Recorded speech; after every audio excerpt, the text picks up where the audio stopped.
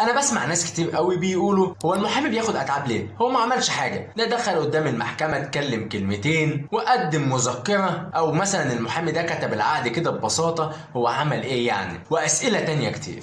معاكم جرجس عادل المحامي، ودي حلقه جديده من برنامج صاحب قضيه، وصاحب القضيه النهارده هو المحامي. لو جينا سالنا نفسنا هو المحامي بياخد اتعاب ليه؟ هاجي اقول لك لانها اسمها اتعاب.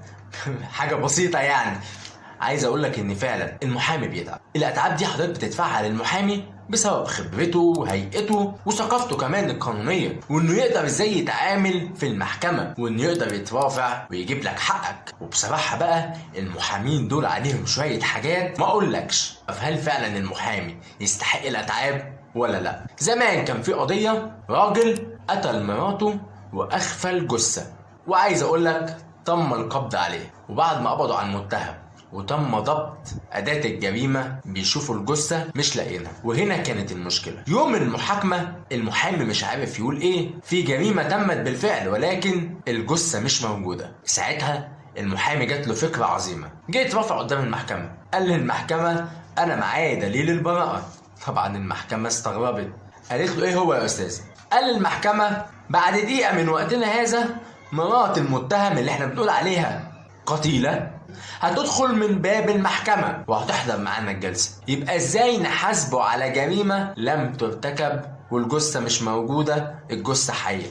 وهنا القاعة كلها بصت ناحية الباب، والقضاة بصوا ناحية الباب، وعدت الدقيقة والباب ما فتحش ومفيش أي حاجة حصلت. ساعتها المحامي قال للمحكمة وإذا كانت المحكمة لم تقتنع بأن موكلي قتل زوجته، ازاي نحكم عليه بالاعدام على جريمه احنا مش متاكدين ان احنا معناش الدليل، الجثه مش موجوده؟ القاعه كلها سقفت والقضاه دخلوا المداوله، وبعد كده القضاه طلعوا علشان يقولوا الحكم. طبعا المحامي منتظر براءه المتهم، بس للاسف الحكم طلع اعدام. ايه اعدام؟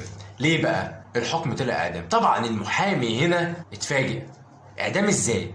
هو ايه اللي حصل؟ اكيد في حاجه حصلت انا معرفهاش.